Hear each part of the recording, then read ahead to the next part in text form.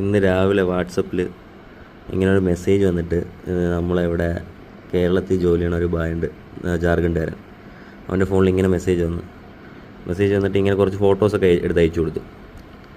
ഇങ്ങനെ കണ്ടോ, ഇങ്ങനെ കുറച്ച് ഫോട്ടോസൊക്കെ എടുത്ത് അയച്ചു കൊടുത്തിട്ട് അവൻ്റെ ലാസ്റ്റ് എവനാണെന്നുണ്ടെങ്കിൽ അവൻ്റെ അക്കൗണ്ടിലുള്ള പൈസ അയച്ചു കൊടുത്തു. 42,000 രൂപ അയച്ചു കൊടുത്തു.